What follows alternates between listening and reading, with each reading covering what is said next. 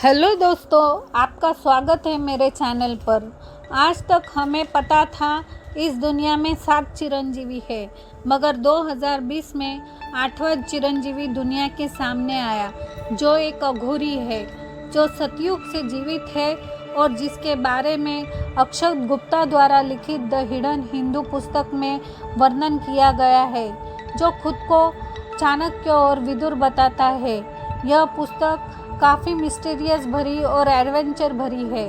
तो चलो मेरे साथ इस कहानी का सफ़र शुरू करते हैं, पर उससे पहले मेरे चैनल को लाइक और सब्सक्राइब ज़रूर कर दें।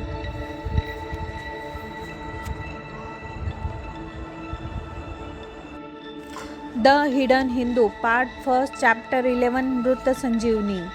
सुश्रुत संहिता को संकलित करने में 1 वर्ष से भी अधिक का समय लगा था।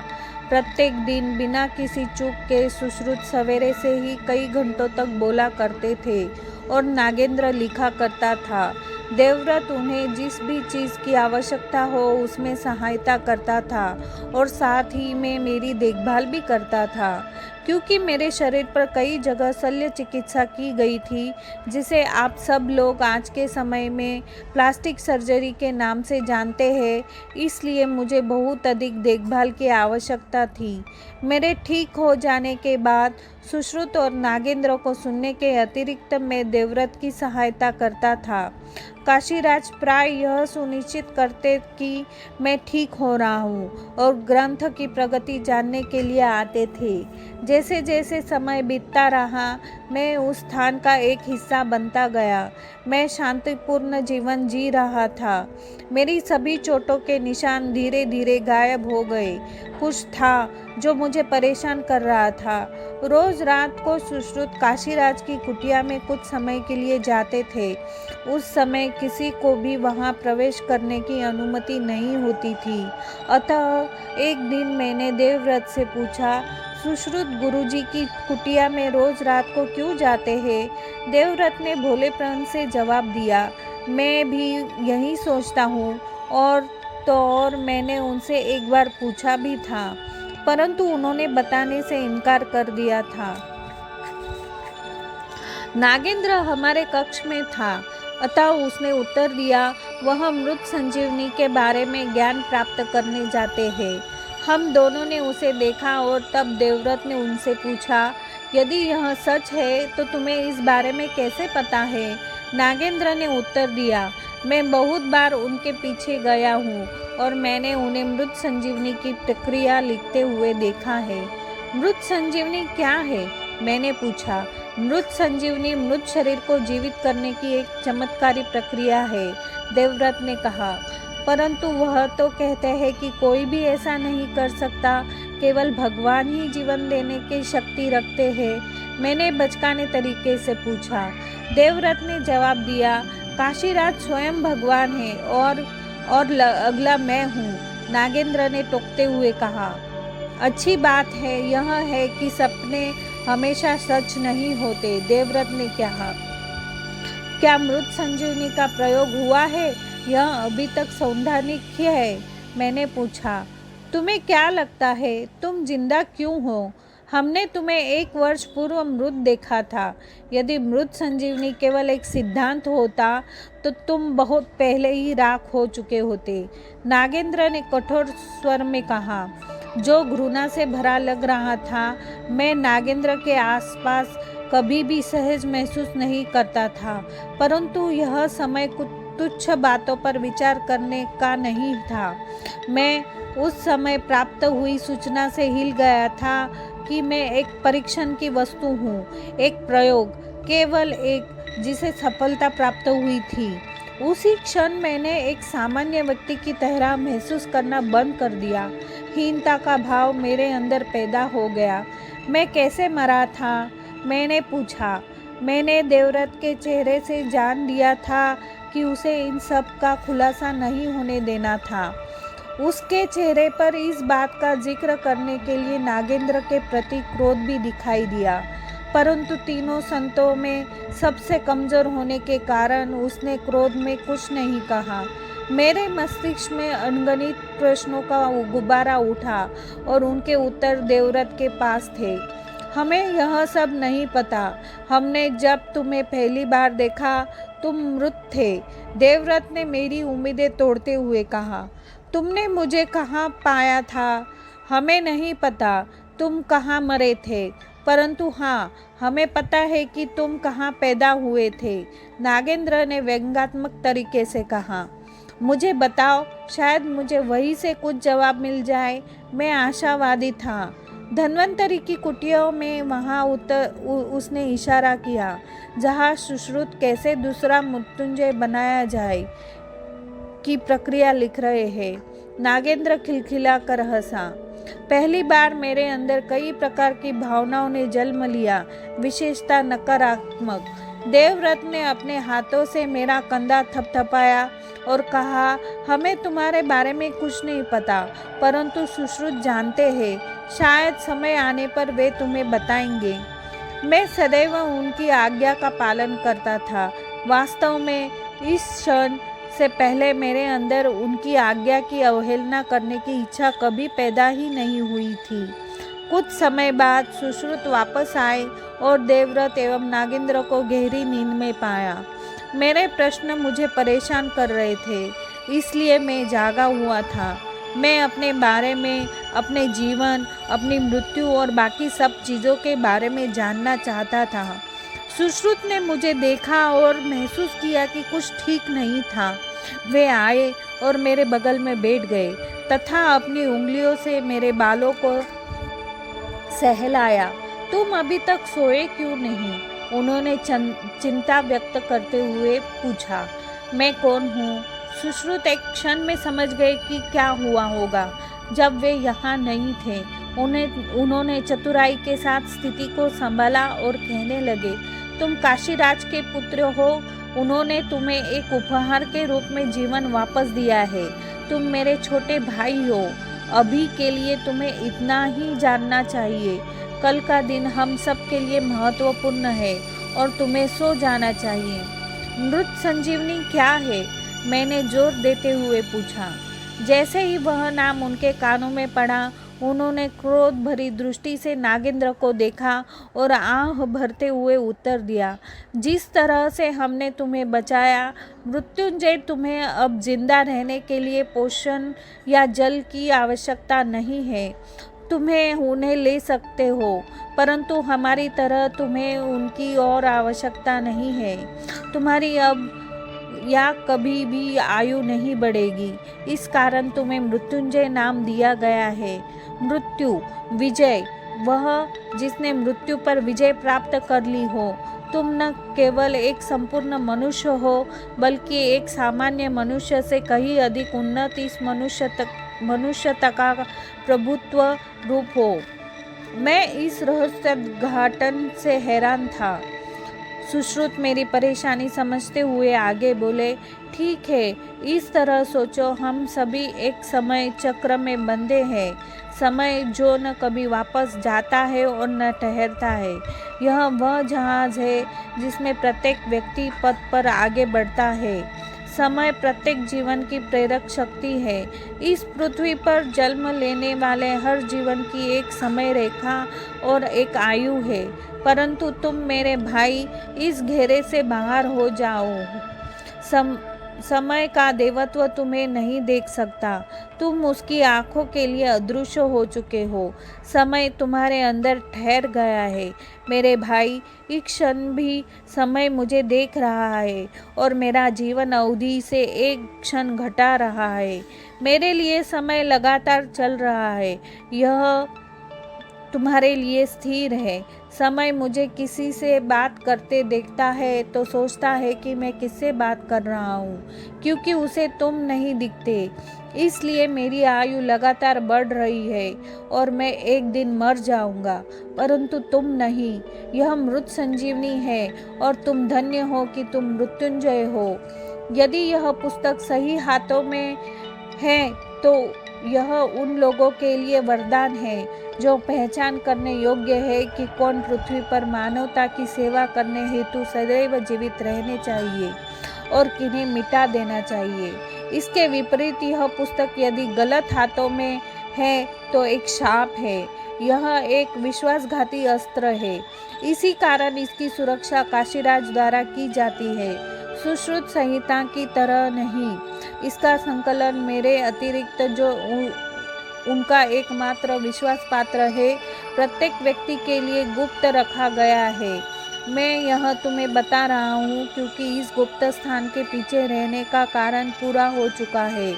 मृत संजीवनी को पूरा करने का उद्देश्य प्राप्त कर लिया गया है। गुरुदेव शीघ्र ही हमें अपना सामान बांधने और गुरुदेव से प्राप्त हुए ज्ञान से मानवता की सेवा हेतु अपनी अपनी राजधानी वापस जाने का निर्देश देंगे। और मृत संजीवनी का क्या? मैं अब कहाँ जाऊँगा और काशीराज आगे क्या करेंगे? मैंने उन पर प्रश्नों की बौछार कर दी। गुरुजी ने मुझे अभी सूचित नहीं किया है। जो कुछ भी हमारे जानने के लिए आवश्यक है वे सही समय पर बता देंगे, पर मुझे विश्वास है कि गुरुजी तुम्हें अपने पास रखेंगे क्योंकि तुम उनकी रचना हो, उनके पुत्र हो।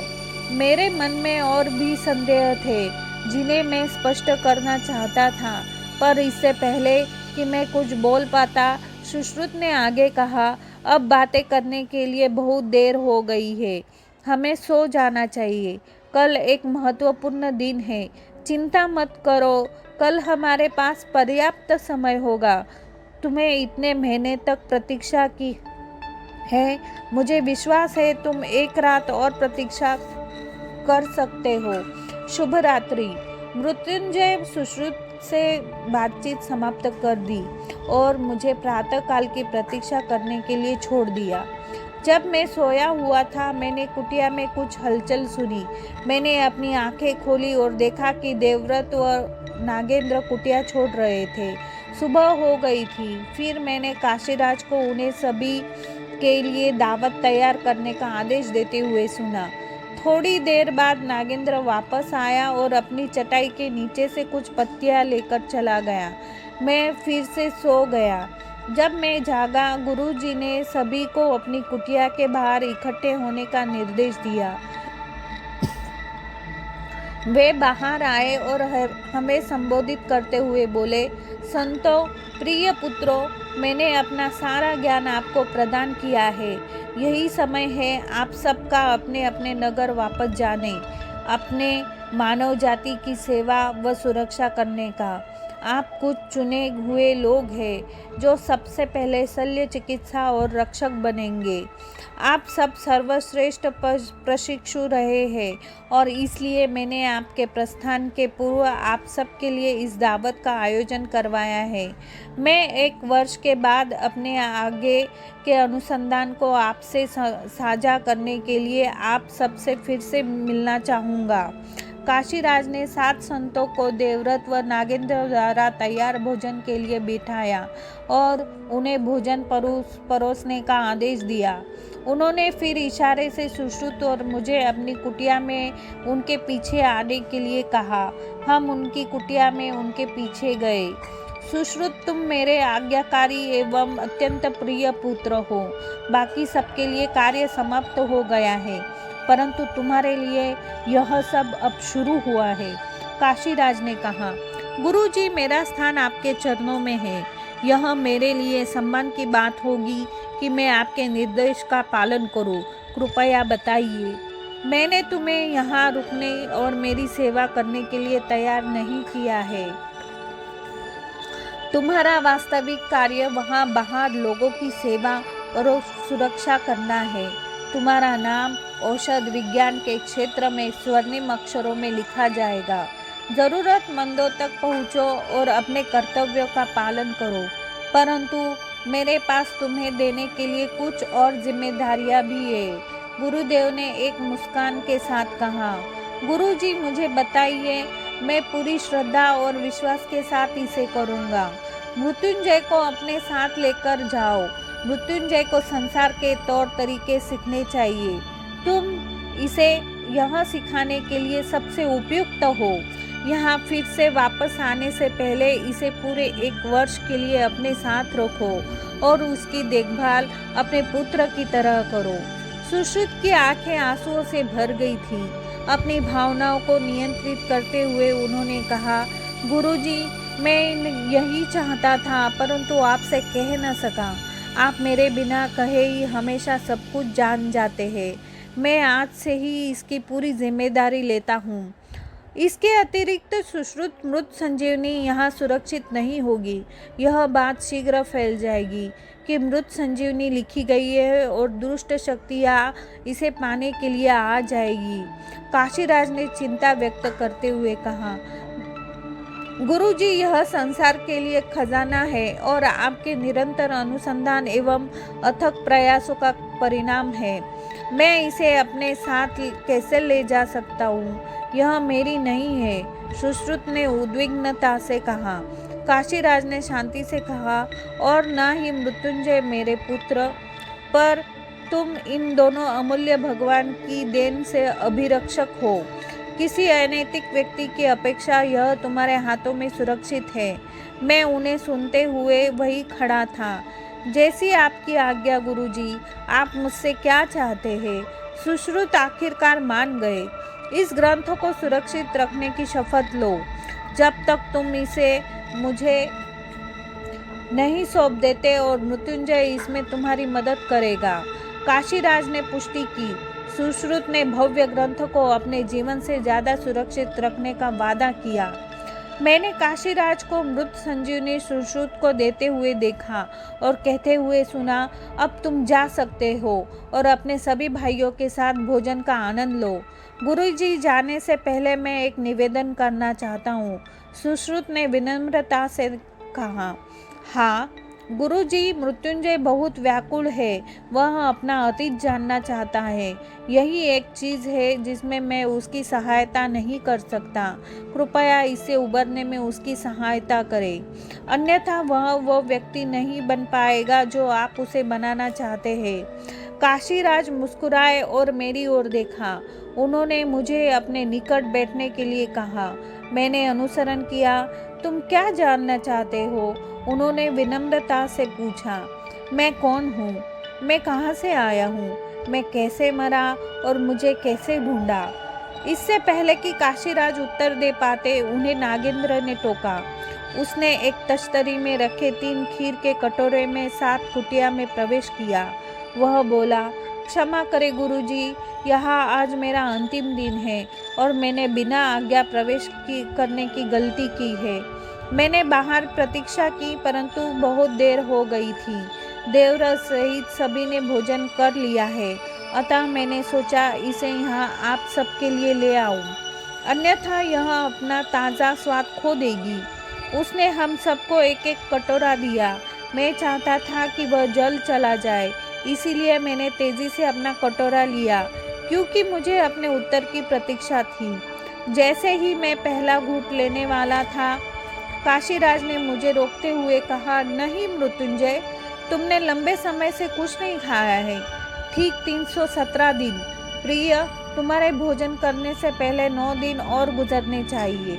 मैंने अजीब सा महसूस करते हुए कटोरा वापस तश्तरी पर रख दिया। काशीराज ने अपने कटोरे से घूंट भरा। चखते ही उन्होंने अजीब चेहरा बनाया। वो तुरंत ही कुछ समझ गए तथा सुश्रुत को उसे ग्रहण न करने की चेतावनी दी। खीर में विषैली जड़ी बूटी मिलाई गई थी, परंतु उसने कुछ करने से पहले ही नागेंद्र ने सुश्रुत पर धावा बोल दिया। केवल सुश्रुत ही एक खतरा थे जो प्रतिरोध कर सकते थे। धन्वंतरी लड़ने के लिए बहुत रुद्ध थे और मैं अपने जीवन में पहली बार इस तरह की किसी घटना को देख रहा था। 1 मिनट बाद मैंने देखा कि सुश्रुत के हाथों में खून बह रहा था। उन पर चाकू से हमला किया गया था, जिसका वे अपने हाथों से बचाव कर रहे थे। धन्वंतरी ने सुश्रुत की सहायता करने और नागेंद्र को रोकने का प्रयास किया, परंतु सब व्यर्थ था। सुश्रुत को असहाय और पस्त छोड़कर नागेंद्र ने धन्वंतरी पर धावा बोल दिया। सुश्रुत ने बिना एक क्षण गवाए मृत संजीवनी ग्रंथ की तरफ भागे और उसे एक सफ़ेद कपड़े के टुकड़े में लपेटकर मुझे सौंप दिया। सफ़ेद कपड़े ने तब तक सुश्रुत का खून सोख लिया था। मैं वहाँ होने वाली प्रत्येक घटना से पहले ही हिल चुका था और इस बात से उसे और बढ़ा दिया था। सुश्रुत ने मुझे यथार्थ में लाने के लिए बुरी तरह झिंझोड़ा और मेरा आतंकित चेहरा अपने हाथों में लेकर फुसफुसाए, मृत्युंजय भागो, जितना तेज तुम भाग सकते हो और दक्षिण की तरफ जितनी दूर जा सकते हो। पहाड़ों के नीचे एक दिन मेरी प्रतीक्षा करना। यदि मैं ना आऊँ तो आगे बढ़ जाना। इस पुस्तक को अपने जीवन से ज़्यादा सुरक्षित रखना। कोई भी यह न जान पाए कि यह तुम्हारे पास है। जब जाओ मेरे भाई, जाओ, सुश्रुत ने तेजी से हाँफते हुए कहा। फिर धन्वंतरी को छुड़ाने के लिए नागेंद्र पर टूट पड़े। यह आखिरी चीज थी जो मैंने देखी। फिर मैं एक बच्चे की तरह भागा, अकेला और डरा हुआ। मैं रास्ते में थोड़ी देर रुका और मुझे लगभग 24 घंटे लगे अपने गंतव्य तक पहुंचने में। मैंने तब पूरे एक दिन तक प्रतीक्षा की। जैसे सुश्रुत ने कहा था, मैं नहीं आए। निराश होने के बजाय मैंने कल्पना करनी शुरू कर दी कि काशीराज और सुश्रुत उस भूभाग से उतर रहे हैं और मुझ तक पहुंचने में समय ले रहे हैं। इस कल्पना में मैंने दूसरे दिन, एक और दिन, फिर कुछ और दिनों तक प्रतीक्षा की, परंतु वे कभी नहीं आए। तो जब मैंने काशीराज की कुटिया को छोड़ा था, मैंने अन्य सभी साधुओं को खुले आकाश के नीचे सोते हुए देखा था। मैं लगभग 1 वर्ष तक हिमालय की पर्वत श्रृंखला में भटकता रहा। मेरी स्थिति बिना किसी देखभाल के हर बीतते दिन के साथ बिगड़ रही थी। मैंने जानवरों को देखकर नदियों से पानी पीना और जंगलों से पत्तियां खाना सीख लिया था। मैं अस्वस्थ हो गया था, भूख से और अनेक रोगों से ग्रसित था। यहाँ तक कि मैं गलती से जहरीली औषधियाँ भी खा गया था और जंगली जंतुओं द्वारा आक्रमण कर उनके भोजन के लिए इस्तेमाल भी हुआ था, परंतु मैं कभी नहीं मरा। मैंने जानवरों के जन्म और उनके मृत्यु को देखकर जीवन चक्र को समझा। मैं भटकता रहा और एक दिन पहाड़ों से नीचे मैंने एक गांव देखा। नागेंद्र का पुस्तक के लिए वह हिंसात्मक कार्य देखकर मैं मानव जाति से भयभीत था, इसलिए मैंने उसके और पास न जाने का विचार किया। मैं जंगल एवं पहाड़ों में वापस चला गया और खुद को वहीं ले गया जहाँ से मैंने शुरू किया था। अब 1 वर्ष बीत गया था और मैं जैसे ही पहाड़ों की चोटी पर पहुंचा, मैंने उस जगह पर चारों तरफ कंकाल बिखरे देखे। जब मुझे पता लगा कि जिस दिन मैं भागा था उस दिन संत सो नहीं रहे थे, बल्कि काफ़ी समय पहले ही मर चुके थे। मैं इतना न कभी पहले और न कभी उसके बाद रोया। मैं उन लोगों के लिए रोता रहा जिनको मैं जानता था, जो मेरे दोस्त थे, मेरा परिवार और मेरा समस्त संसार थे। मैं स्वयं को अनाथ जैसा महसूस कर रहा था और एक अवशेष से दूसरे तक भागता रहा, परंतु मैं पहचान न सका कि कौन देवव्रत, कौन धन्वंतरी और कौन सुश्रुत है। मैं सोचता था कि वे किसी तरह जिंदा बच गए होंगे। मेरे हृदय ने मस्तिष्क को सांत्वना दी।